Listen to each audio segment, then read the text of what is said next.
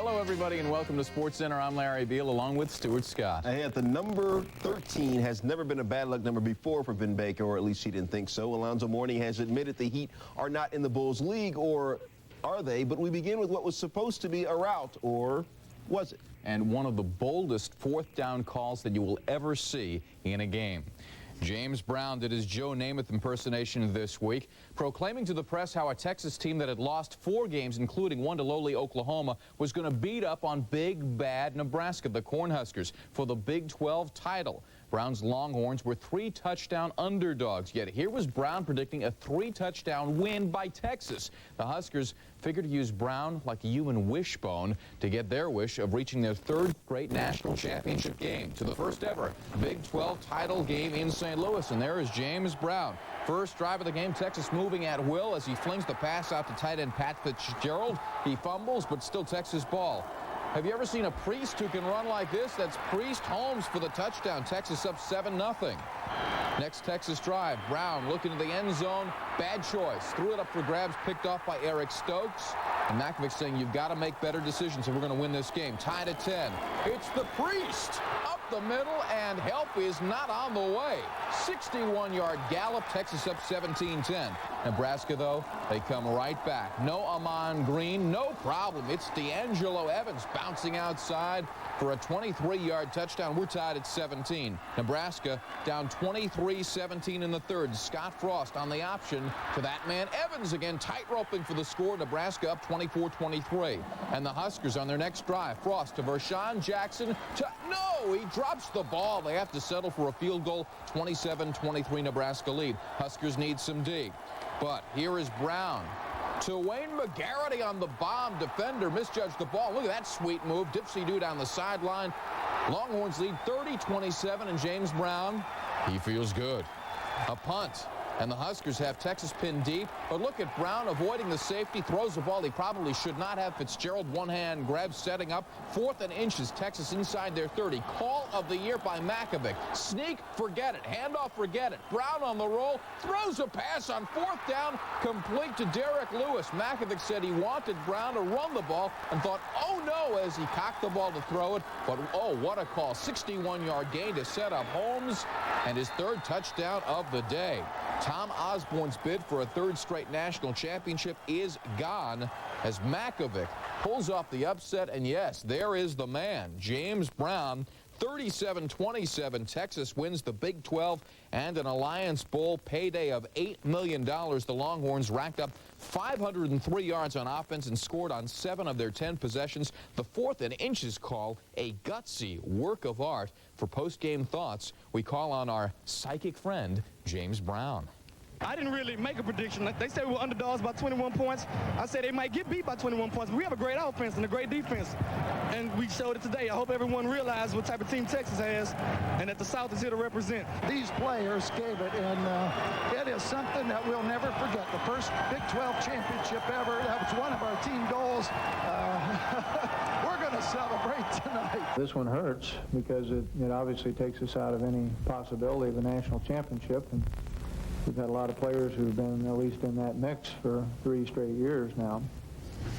Like the godfather of soul, Longhorn James Brown is feeling good because he finally played well against a ranked team. Texas was 0-3 this year against ranked opponents. Brown was dismal in those games, but he completed 67% in this one for 353 yards. We'll have more on the Big 12 game and the bowl implications aplenty later in the show. Stu?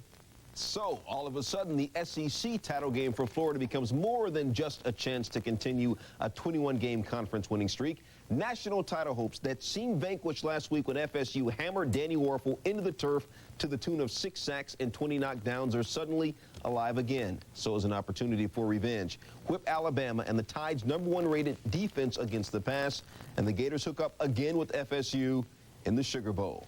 Let's go to the highlight, the Georgia Dome, School of Hard Knocks. Deshae Townsend getting his bell rung by Florida's Marcel West. Second quarter, Bama up 7-6. Danny Warfel with the radar lock on Rydell Anthony, 21 yards for the touchdown.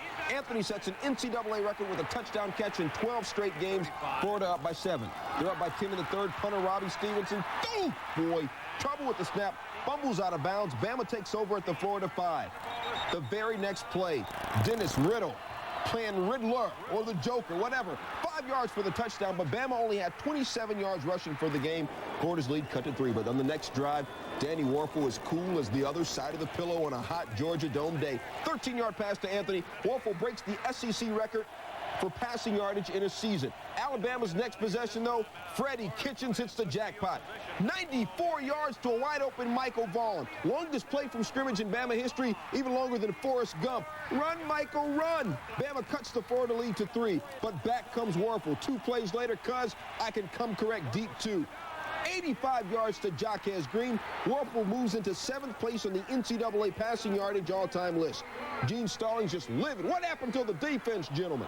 4th quarter, icing on the cake. Wuerffel and Anthony blew up again. 21 yards. Danny Wuerffel, 6 touchdown passes in the game, 401 yards passing. Rydell Anthony, 3 touchdown catches, 171 yards passing. Yes, the sugar could be sweet. Florida probably headed back to the Sugar Bowl.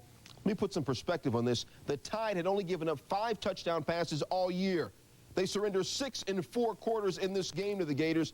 Wuerffel's 401 yards might put the rest well, maybe Danny does not deserve the Heisman Trophy talk. Gators win their 4th straight SEC title game in a game that featured 9 touchdown passes. 141 passing yards a game is what the Tide D had given up during the year. Wuerffel almost triples that with his 6 touchdown day. He now has 39 touchdowns for the year. If Danny wins the Heisman Trophy next weekend, in his acceptance speech, he better have a line that says something like, quote, "I'd personally like to thank Gene Stallings and the Bama defense for helping me get this award." Nebraska's loss figured to help BYU. The 12-1 Cougars were ranked 6th in the country. If they could beat Wyoming in the WAC title game, they figured to be bound for an Alliance Bowl berth and the $8 million payday. But the WAC isn't part of the Alliance, so there was a chance BYU could win and still not be invited to a major bowl game, losing the spot perhaps to a bigger-name school. BYU and Wyoming rolling the dice in Las Vegas. WAC crown on the line. 4th quarter, Wyoming down 20-17. Josh Ballworth, touchdown David Saroff. And Joe Tiller, who's off to Purdue for next season, is loving it. 23-20 Wyoming. Extra point is botched. But look at this. Corey Waddell to Todd Grosskopf. 2-point play. 25-20 Cowpokes. 1st and goal for BYU. Brian McKenzie. McKenzie stopped at the 3. 2nd and goal. It's more of McKenzie. And he's denied again. 3rd and goal. Steve Sarkisian's pass. Chad Lewis incomplete. 4th down. Sarkisian rolling to his right, stops, eludes one guy, back to the right again, looking, throws, incomplete. Lavelle Edwards and the Cougars can't convert, so it's still 25-20, just over 2 minutes left, and the questionable strategy is Wyoming. Joe Tiller says, let's run some clock, we'll take a safety, so we'll give up the 2 points, and Wyoming is still leading 25-22. BYU ball, 1:13 left, 2nd and 10, Sarkisian. Not only can he throw, but he can also scramble. And look at this shot that he takes right there. Down to the Wyoming 28. Under 15 seconds left. It's Sarkisian eluding men again, and he hits Mark Atuaya down inside the 5. Ethan Polkman comes in, 20-yarder, and we're going to overtime in the WAC title game. Wyoming's first possession, Corey Waddell, 47-yarder. It's on the wall. Just misses. Wide left. Tiller hoping that his defense can hold, but BYU on their first possession in OT. It's Polkman right down the middle from 32 yards out. Good night, game over. Drive home safely. BYU in overtime, 28-25. Polkman 4 field goals, including the game winner. The victory will assure BYU a Cotton or a Holiday Bowl berth, but they are still not guaranteed a spot in the Alliance Bowl. And Wyoming, because of the loss, could be shut out completely. By the way, the Cowboys have hired a new coach for next season. It's Kansas State assistant Dana Dimmel. BYU wins the WAC at 13-1. The question is, what is next? It's one of those strategic calls that you don't make it and everybody second guesses you and says, well, you punted out of the end zone, and now they got great field position, and now they're in 4-down territory. They can run the ball, they can run time off the clock. I thought it was a no-brainer. I have never felt like this in my life. This is amazing. How much pressure was there on you? I felt so calm today, it wasn't even funny. This is the calmest game I've ever played. Does this team deserve to be in the Fiesta Bowl? Absolutely. Mike Adamle screaming to be heard there, doing the questions. With 13 wins, the Cougars are in elite company. It's happened only 6 times in history, second time, in fact, for BYU. The Cougars ran the table in 1984 and won the national championship. A bowl victory would give BYU the unprecedented 14-victory season. Stu?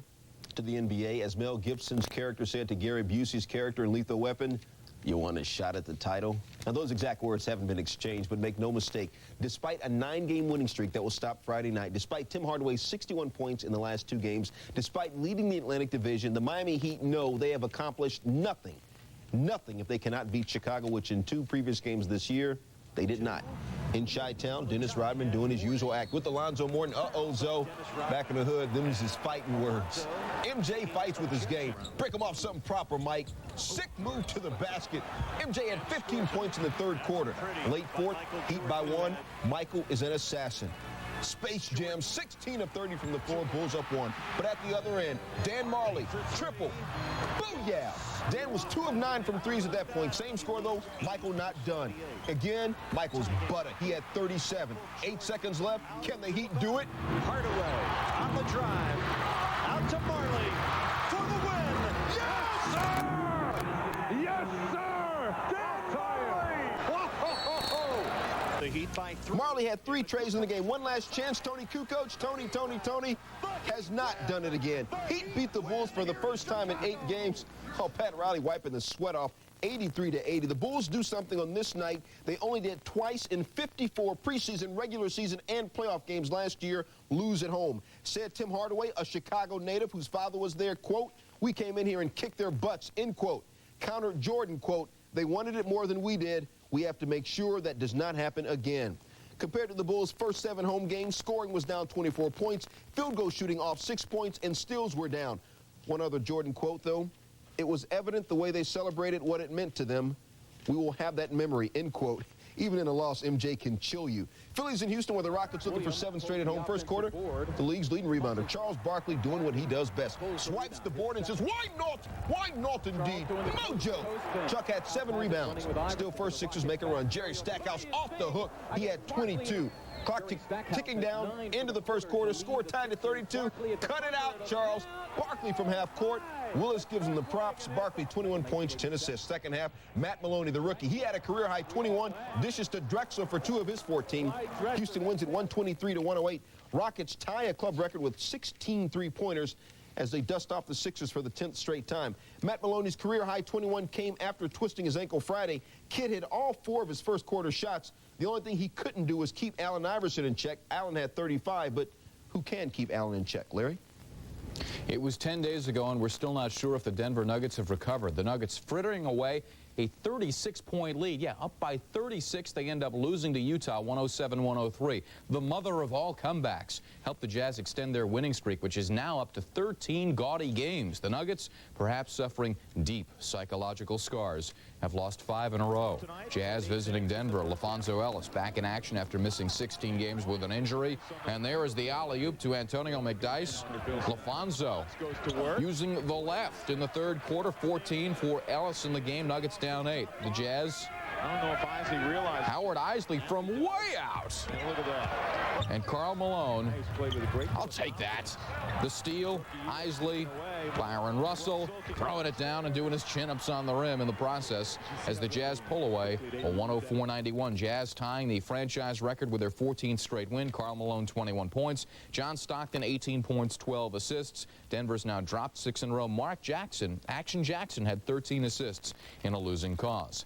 Hornets on a West Coast swing, stopping for a latte in George Carlstown of Seattle. Nice ball movement here. Glenn Rice hits the triple. Rice finished with 22 points, 4 of 5 on threes. Sonics going inside. Look at Sean Kemp muscling for position. Has got it. Vlade's not going to stop him. Kemp 28 points, 10 boards, and a couple of winks. 4th quarter, we're tied at 92. The steal on the inbounds. Tony Smith has got himself a layup. Charlotte by a deuce. Seattle has one last chance. They go to Detlef.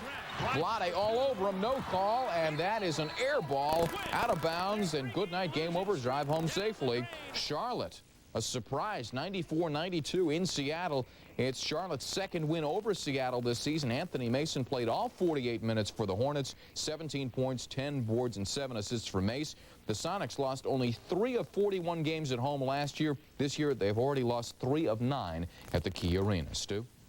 If Brett Hull and his coach, general manager Mike Keenan, were married, let's just say a couch in a shrink's office probably would not help. After being benched Friday night, the St. Louis Blues' all-time leading scorer, 4 goals away from 500, is reportedly on the verge of being traded. Supposedly, Keenan is working on a deal to send Brett to Washington, even though that is not one of the teams on a wish list Hull has reportedly drawn up. Brett Hull is by far and away the leading goal scorer of this decade, averaging .77 goals a game, better than Mogilny, Robitaille, and Theo Fleury. This year, Brett, 12 goals in 27 games, obviously benched Friday. He went scoreless. He was benched against the Avalanche, who scored 100 goals this year. Avalanche at L.A. Mark Denis in his first NHL start. Patrick while watching. Midway through the second, Philippe Boucher to Ian LaPerriere. Back to Boucher for his first goal of the year. Kings up 2-1. Up 3-1 a minute into the third when Stéphane Fissé leaves due to dehydration. In comes Byron Defoe. Still 3-1 Kings. 5 minutes later, Defoe just a bit rusty. He gets schooled by Adam Deadmarsh, the 7th of the year for Deadmarsh. Avalanche trail 3-2. But when it counted, Defoe comes up. And Defoe tells Deadmarsh, not here, not now.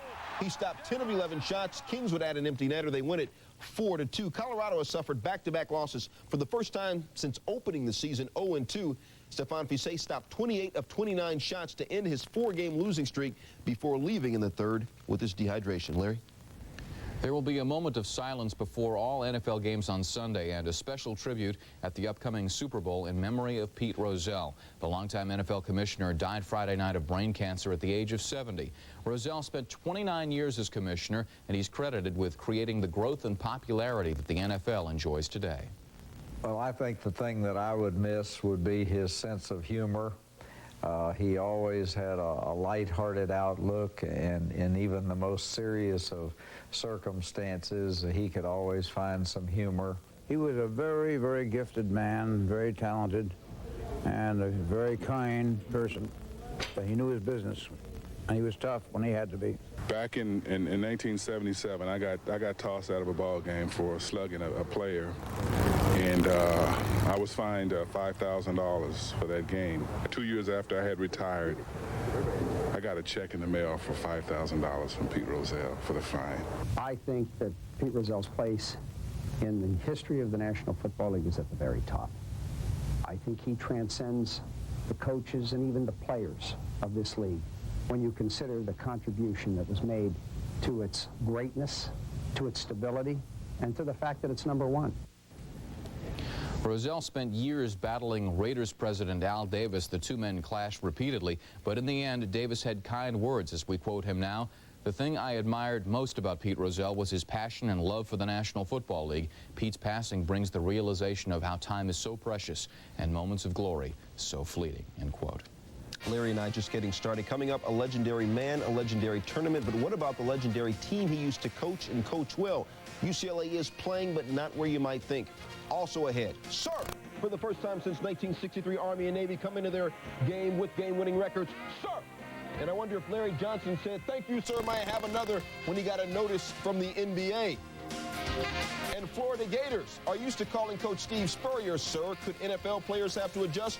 You're experiencing the strength, the mad, crazy strength of SportsCenter.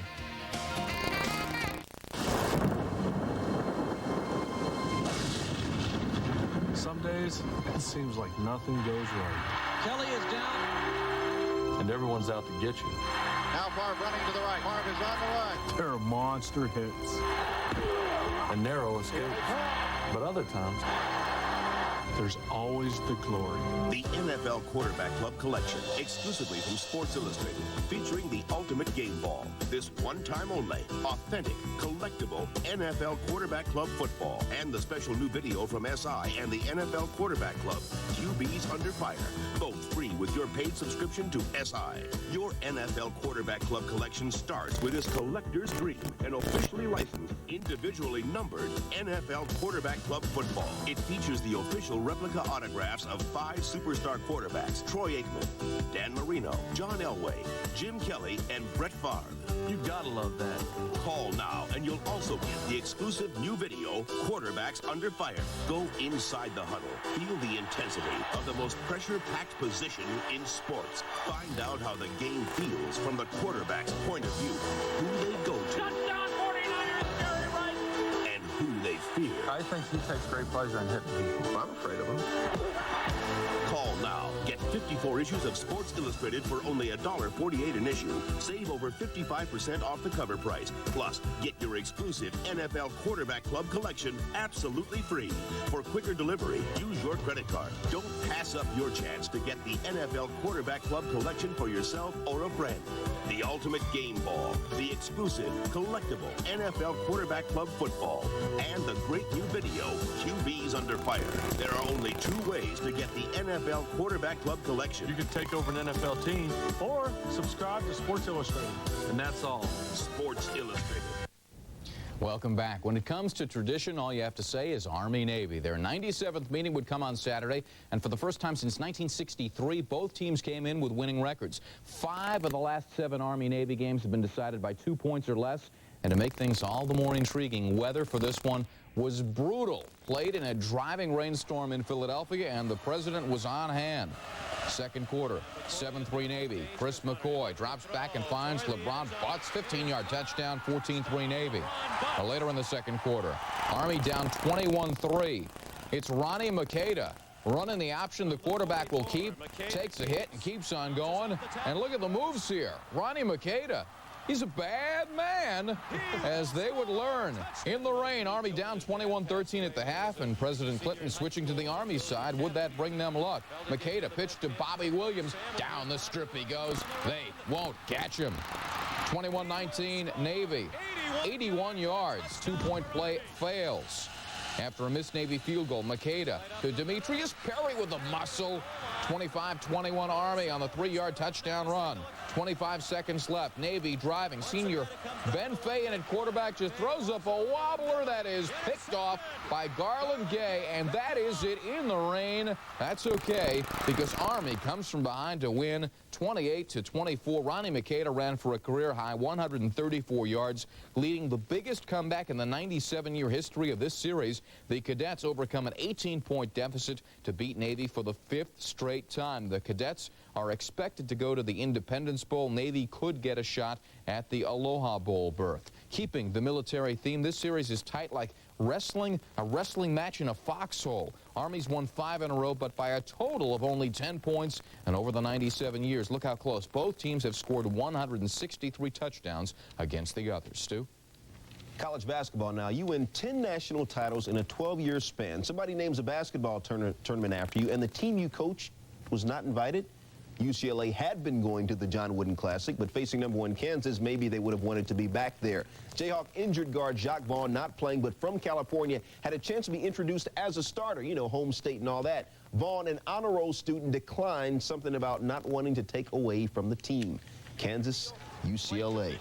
Steve Lavin looking for the first big win. Kansas on the offensive boards all day. Rafe LaFrentz misses, but Scott Pollard, I got you back. He had 3 offensive boards. UCLA would respond. Jelani McCoy, sweet move, just ripping stuff up. Jelani had 15, Bruins up 1, but UCLA turned the ball over all day. 26 times to be exact. Toby Bailey loses it. Gerard Haas to Rafe LaFrentz, part of a 24-4 KU run. Second half, more Rafe. Off the inbounds pass, LaFrentz.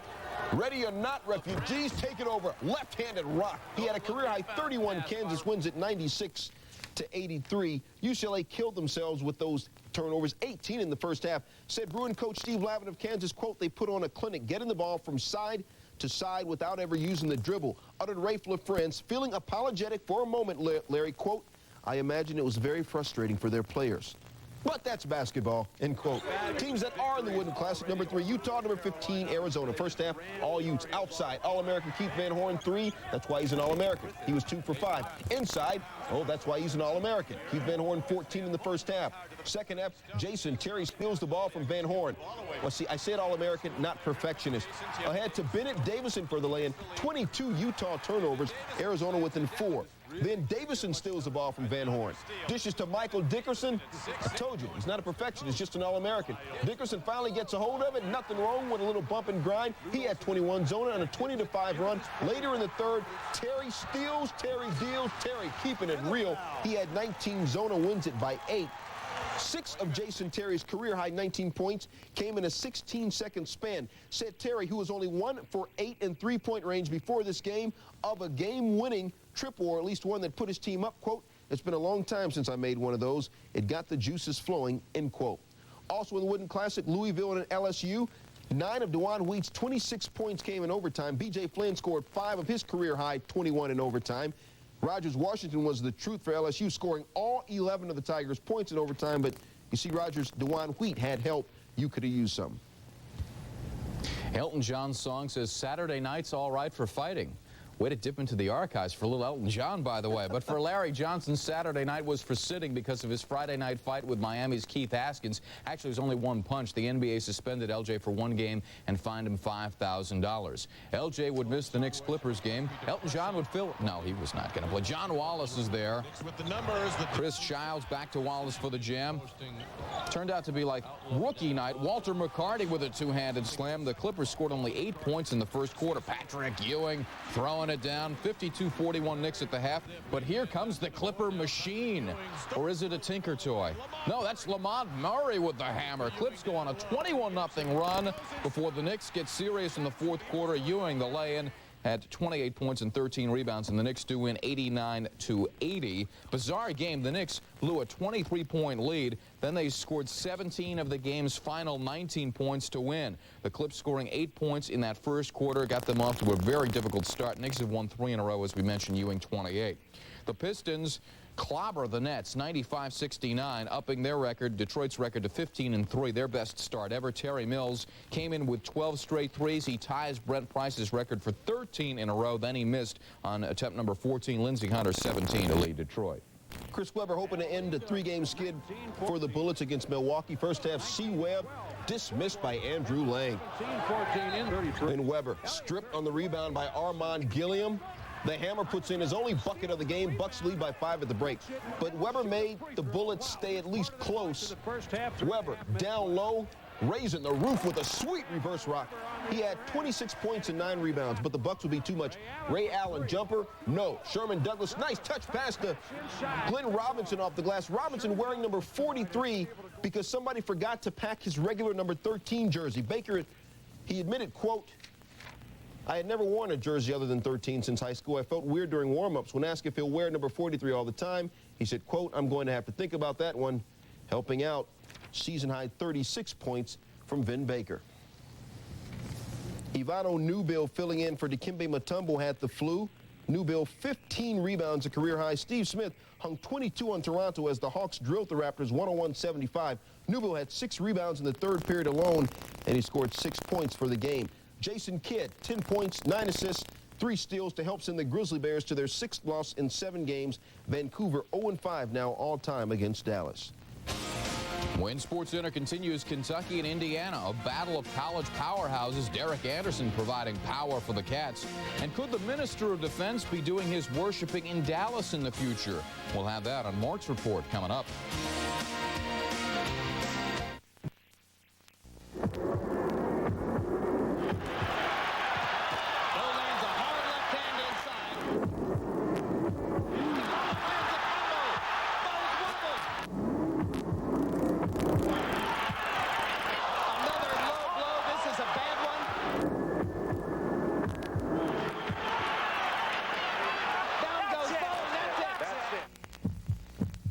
Pay-per-view brings you ringside for all the boxing excitement.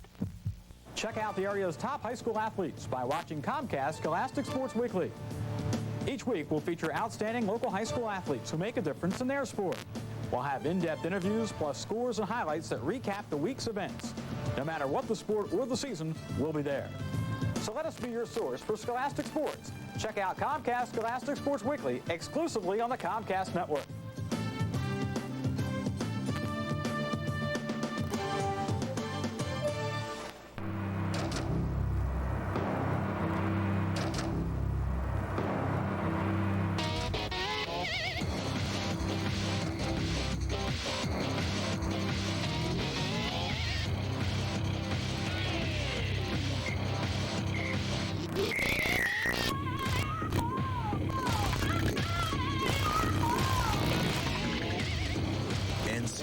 Basketball on ESPN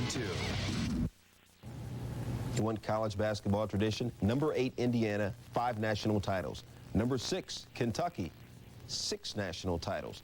playing at Louisville, a school where the school that usually plays there has won 2 national titles. That is college basketball tradition. Indiana and Kentucky. Let's go to the tape. Hey, Bobby Knight. First half, Kentucky up 10. Wayne Turner picks off the lazy Jason Collier pass, then dishes to Allen Edwards, who finishes it off. Jacked at the rack, ring it up. Wildcats scored 36 points off Indiana mistakes. Later in the first half, Indiana's still having trouble. Hey, Bobby, wake up. Edwards on the strip. This time he works a nice give and go. Derek Anderson getting his swerve on. Anderson finishes with the game-high 30. Bobby looking like he needs therapy. Second half, more of the same. Told you he was getting his swerve on. Kentucky wins it easily, 99-65. A 34-point loss. Wonder what the bug in the wall heard Bobby Knight saying in the locker room after the game. The Wildcats have now knocked off the Hoosiers in 5 of the last 6 games and tied the all-time series up at 20 games apiece. Number 14, North Carolina, the real Carolina at South Carolina. First half, Tar Heels up by 1. Leonard Johnson misses, but Melvin Watson with the reverse follow. He had 16. Gamecocks would lead by 5 at the break. Second half, all Heels. Ed Cota to Anton Jameson. Jameson was the Mac. He had 28. More Tar Heels on the break. Vince Carter to Shaman Williams. Pulls up for the jumper. That's the sound of the net being ripped. Williams had 20. Tar Heels win at 86-75, and they win the Harris Teeter Pepsi Challenge Tournament. 9 of Vince Carter's 15 points came in a 15-2 Tar Heel run to open the second half. This from a guy who was his school's drum major in the band at his Daytona Beach, Florida high school. Antoine Jameson's 28 points gives him 54 for a tournament record. Number 2, Wake Forest, down Interstate 40 at North Carolina State. Wake comes back to win it. How important is experience, even when you're the number 2 team in the country, trailing by 9 in the second half? North Carolina State's Jeremy Hyatt said Wake's demeanor was, quote, almost to an arrogance, and that's tough, end quote. 13 of Tim Duncan's 20 boards came in the second half. He also had 3 blocks, giving him 400 for a career. This was the first time since January 19th, the last day of Jimmy Carter's presidency, that both Clemson and Virginia came into their game ranked. In this one, Clemson wins it 62-52 after shooting 19% in the first half. Clemson held Virginia to 18 points in the second half. The NFL is filled with the haves and have-nots. The nots, teams like the Falcons, the Lions, they're not going to the playoffs. They may not keep their current head coaches. Plus, with all the off-field problems that Dallas has had recently, could there be a minister in their future? With more on the NFL Report, here's Chris Mortensen.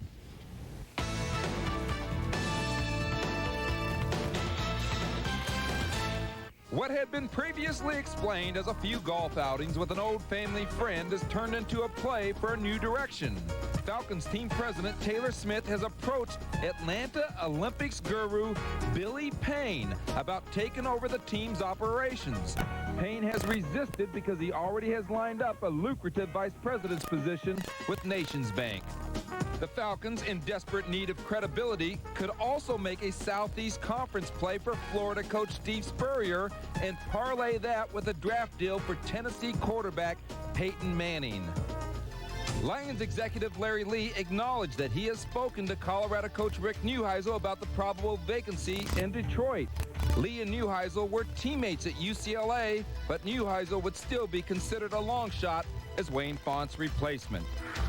Colts general manager Bill Tobin would like to clarify a couple of issues. He's not leaving to join brother Vince in Arizona, and he's not going to trade running back Marshall Faulk in the offseason.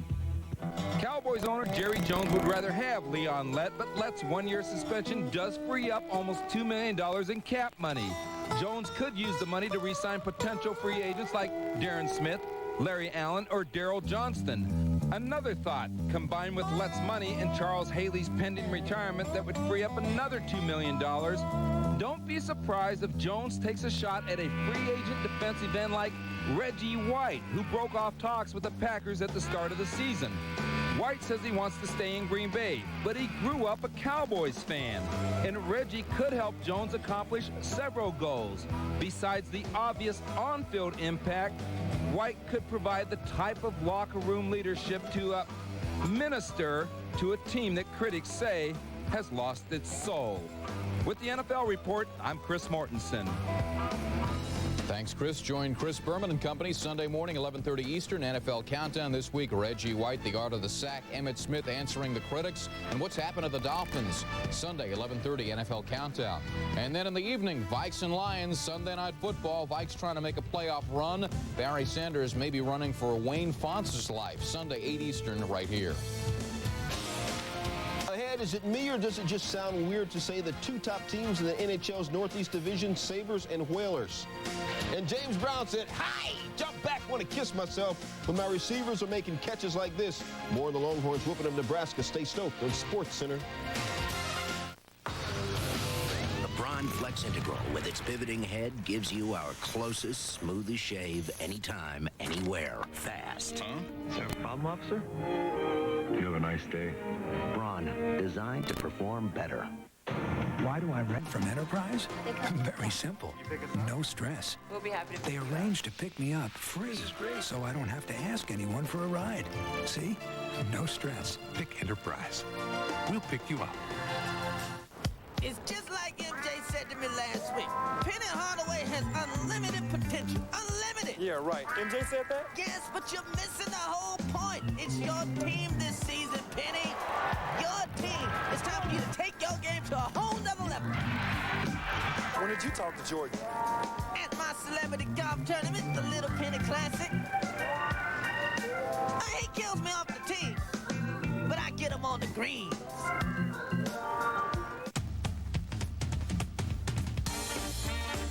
Last year, Tark put Fresno State on the map, and this year the Bulldogs are looking to waltz through the WAC and grab the national spotlight. They'll head east to jump with UMass at 7:30. Then, down in Hoosierland, the Generals got them off to a good start.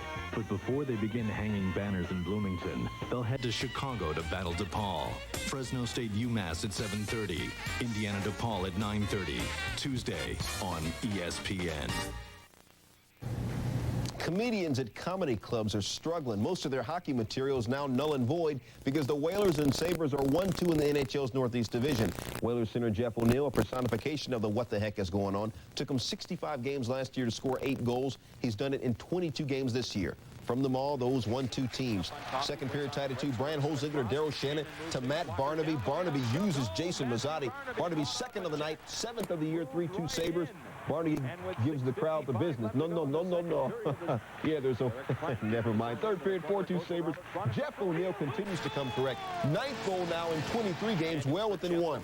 A $1.40 later, Robert Cron scores his third of the year. We're tied at 4. 56 seconds later, Dominic Hasek stops Jeff Sanderson, but Kevin Dineen follows his 7th. 3 goals in under 3 minutes. Whale wins 6-4. Dineen gets some shaving cream.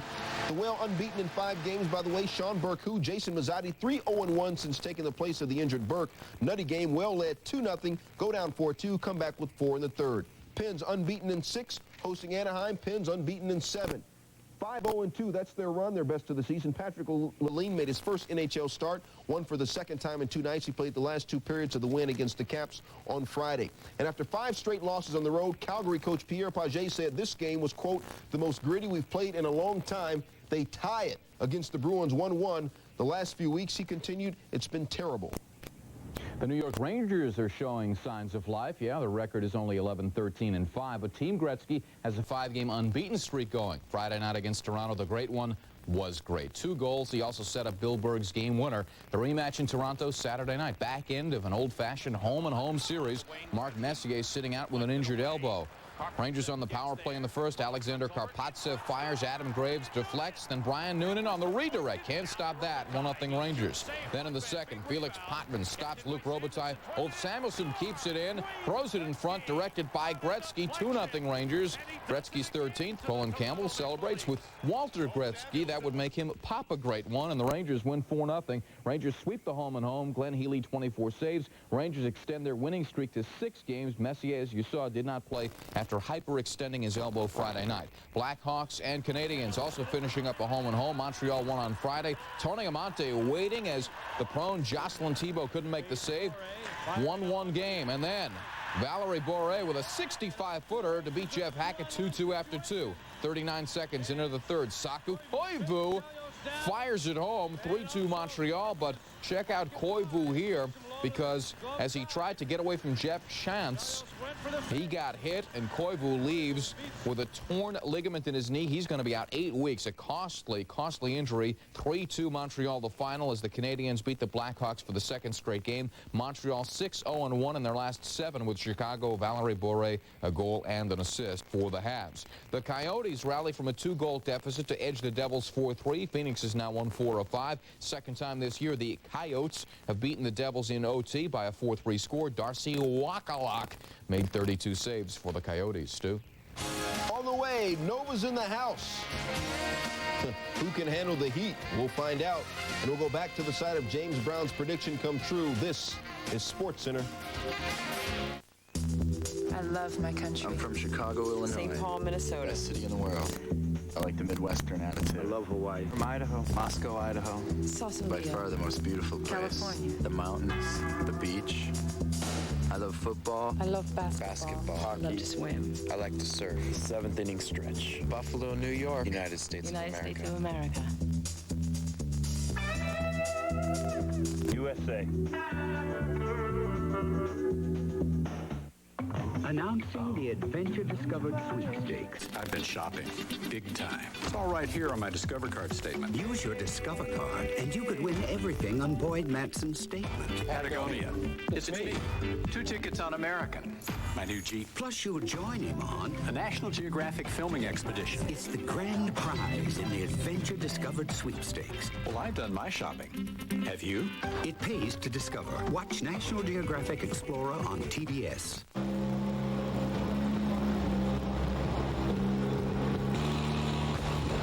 Get your snow cones. Yeah, Blueberry, here you go, buddy. Two, that won't hurt you. Snow cones, get your official NHL snow cones. Come on, they're really good. More college hoops, starting with Villanova and St. John's in the Big East. Nova coming in, number 5 in the nation, Alvin Williams, behind the back to the hoop. Williams scoring 15 of his game-high 21 in the second half. Wildcats win 82-70. Syracuse and Miami. Under 2 minutes left. Canes down 3. Clifton Clark.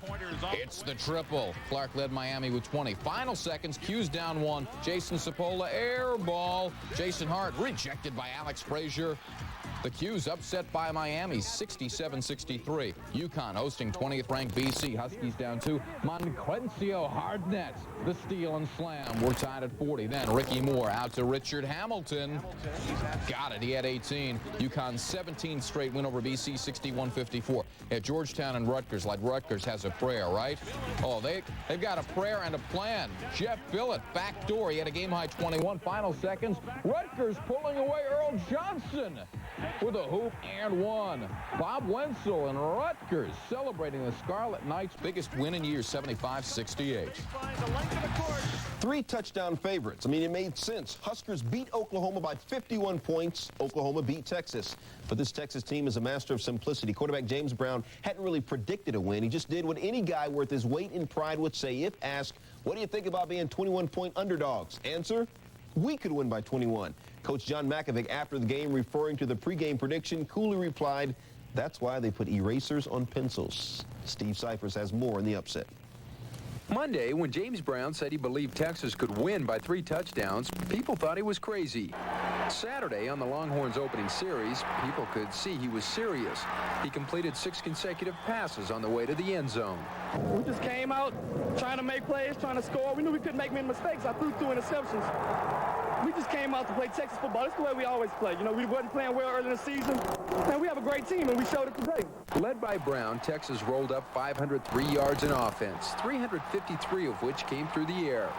Nebraska intercepted Brown twice, but this defense, the one that never met a quarterback couldn't rattle, finished the game without a single sack. There were times when he was just elusive enough that we couldn't get the heat on him that we wanted to, and then he'd make a play. He played darn good today. He evaded our pass rush really well. A couple times I thought we had him sacked for sure, you know, and he got out of it. Brown's best move might have come on 4th and inches in the 4th quarter with Texas holding a 3-point lead. John Makovic shunned the punt. And Osborne expected the Longhorns to try to draw his Huskers offside, but that didn't happen. Derek Lewis ended with a big gain, courtesy James Brown. When they snapped the ball, I was really kind of amazed. And then when I saw the quarterback running to the left, I was really amazed.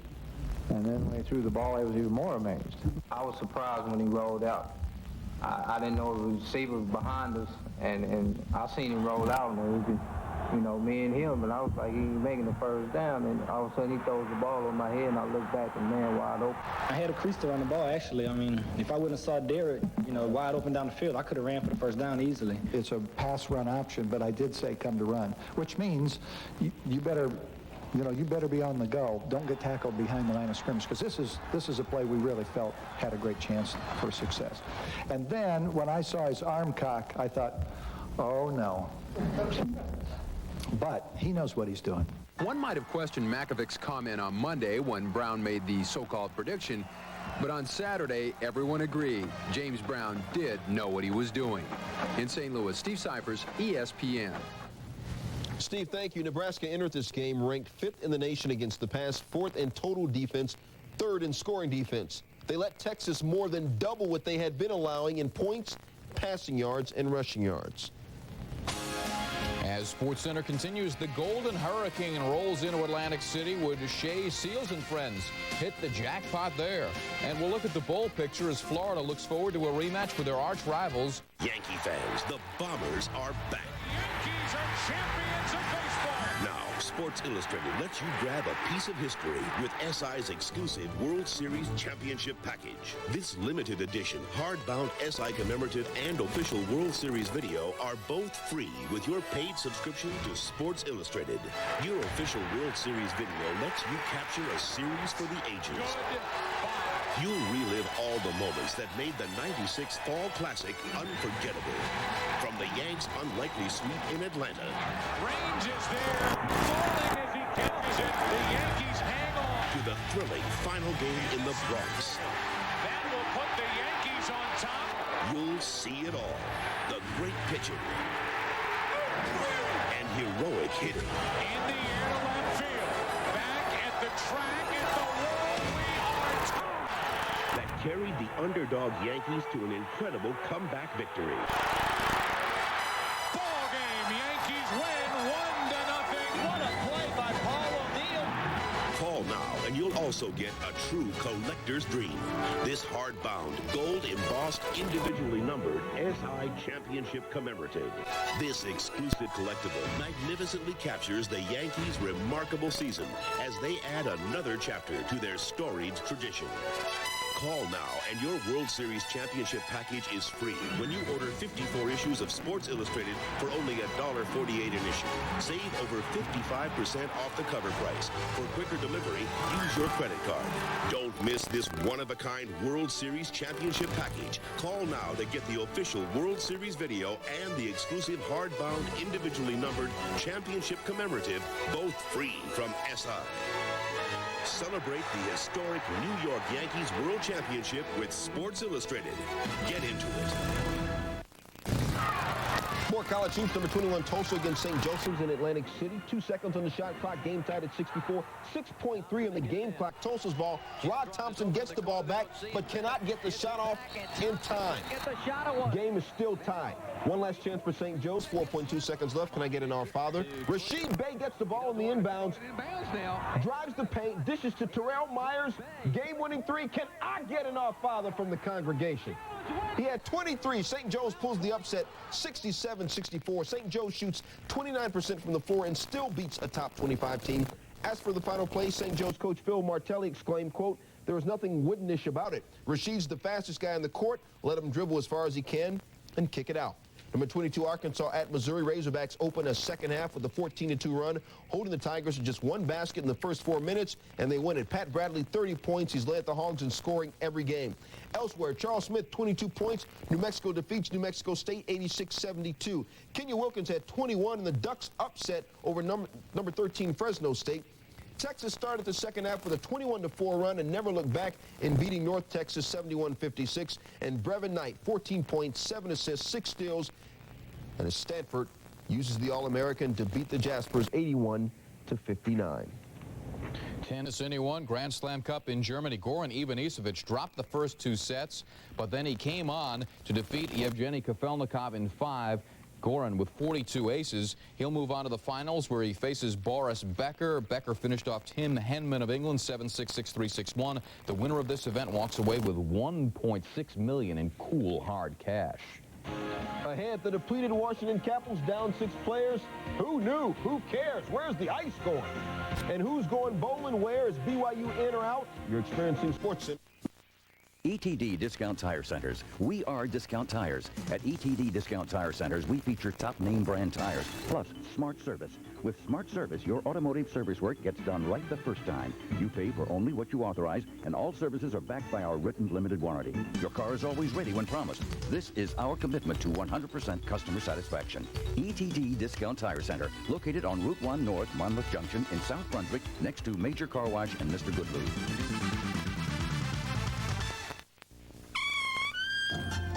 The holidays have changed. We're all so busy, I hardly even see the missus.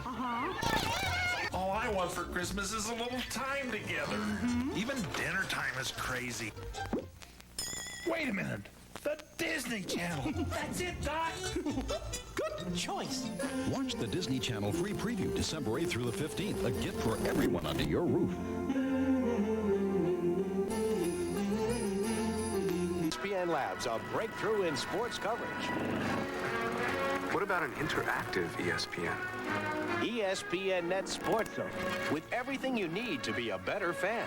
ESPN Net Sports Zone. They may not have a 300-yard drive or a wedge shot that'll win any pro tournaments, but these amateurs know how to putt, which gives them a chance to win $250,000. It's the Compact World Putting Championship today at 8, only on ESPN. Down the ice we go with the Caps and the Islanders. They retired the number 9 jersey of Clark Gillies on the island. Look at the warm-up before the game. All the Islanders wearing 9s. Late second period. Look out. Tenorti hit hard. Claude Lapointe slammed it to Mark Tenorti, and the glass was shattered. Ziggy Palffy a shot. Jim Carrey the save. Brian Smolinski threw one in front, ricocheted off a skate, and into the goal. Islanders win it 2-0. 8 days after posting his first career shutout, Tommy Salo records his second. Both have come against Washington. The Isles have beaten Washington in all 3 meetings this season, allowing only 1 goal in those games. Ottawa edged Vancouver 3-2. Steve Duchesne, a controversial goal in the second period, turned out to be the game winner. The win snaps Ottawa's 4 days sat out, serving a 1-game suspension. And the Lightning and the Sharks 4-3-0 as they go into San Jose and win. Patrick Poulin, a San Jose goal, a goal for Zomner as well. Up next, we know Warwick Dunn will play his last college game in his home state, but how does a team with 4 losses make it to an Alliance Bowl? And does Hook'em Horn make more noise than a Seminole chant? Never mind, we'll explain.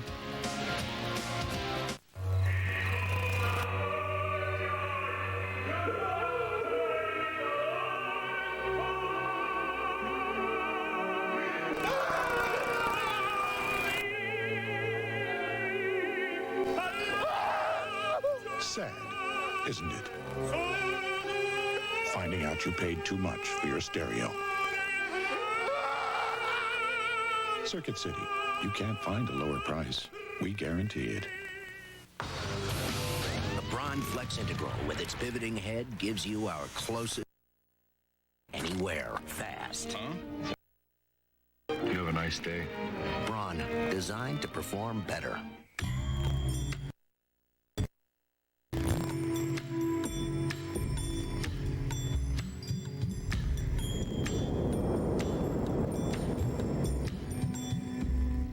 I'm Dan Swain.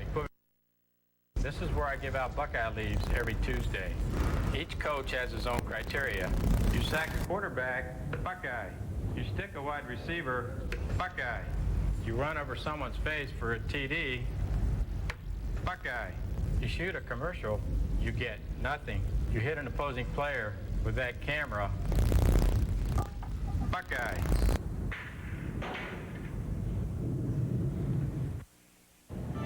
The creation of the Bowl Alliance was supposed to simplify the creation of a 1 versus 2 matchup for the national title. Well, that was the theory anyway, but Nebraska's loss has led to a domino effect with teams dropping into or out of bowl games. With $8 million in cash available to teams who make the Alliance games, this has really turned into bowling for dollars.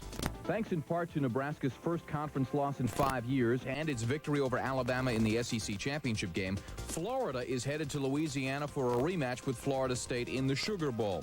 The Huskers were headed to New Orleans to square off against the Seminoles. Instead, they'll likely face Virginia Tech in the Orange Bowl, or BYU, or Washington in the Cotton Bowl, or make a return trip to Tempe, where they could face BYU, Penn State, Colorado, or Tennessee. However, by virtue of its automatic Alliance berth, Texas may very well wind up in the Fiesta, which leaves Nebraska either the Orange or the Cotton. But Texas could also land in the Orange, and thus Nebraska would play in the Fiesta or the Cotton. Stay with me. The Cotton is courting BYU, but the Cougars are hoping for an at-large Alliance Bowl berth, meaning they could be headed to the Orange to face Virginia Tech or the Fiesta to square off against either Penn State or Colorado. But the Fiesta may be leaning toward passing on the Cougars in favor of a matchup between Texas and Penn State and Colorado, Colorado and Texas, or even Texas and Tennessee. And there you have it. Simple, huh? All right, I hope you took notes, because here comes your test. We're kidding. This is all we know for sure at this time. MAC champ Ball State will play Big West champ Nevada in the always exciting Las Vegas Bowl. Syracuse will travel to Memphis to face Conference USA champion Houston in the Liberty Bowl. Miami goes crosstown to play Virginia in the CarQuest Bowl at Pro Players Stadium. North Carolina, the Tar Heels, will battle West Virginia in a defensive struggle in the Gator Bowl. And, of course, the granddaddy of them all, Arizona State, undefeated against Ohio State in the Rose Bowl. Larry and I coming right back to wrap the show up with the Did You Know? How many conference titles can you win consecutively? Stay close. This is all your fault. How was I supposed to know? You said the Betsy Wetsy dolls are the future. How was I supposed to know? You read the wish list. It was all high-tech stuff. Well, you told the big guy about Office Depot.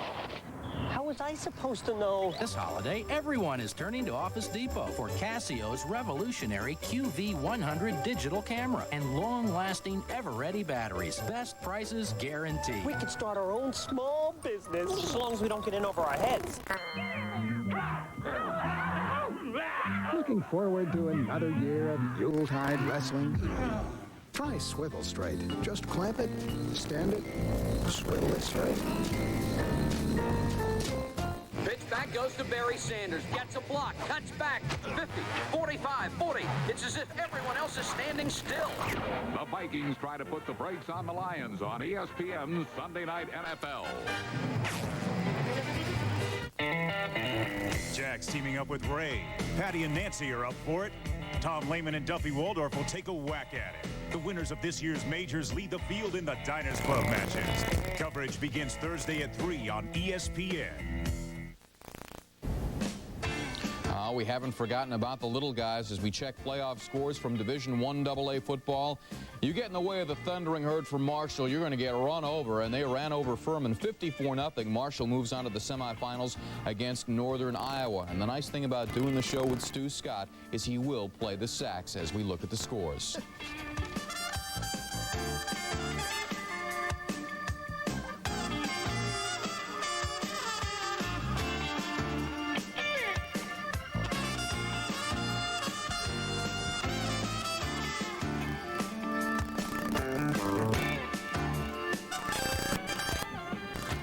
It's an air sax, but that's the way he does it. Earlier we showed you Florida, BYU, and Texas winning conference championships. Longhorns winning the inaugural Big 12 title game, and they end Nebraska's run of 5 consecutive conference crowns. Did you know, though, the record for most consecutive conference championships belongs to another Big 8, or at least former Big 8 team. Oklahoma won or shared 14 straight Big 8 titles from 1946 to 1959. A lot of those coming under Bud Wilkinson. The Sooners went 76-2-2 in conference games during that span. That's a wrap on this edition of SportsCenter. I'm Larry Beil. I'm Stuart Scott. Have a great Sports Sunday. This has been a presentation of ESPN, the worldwide leader in sports.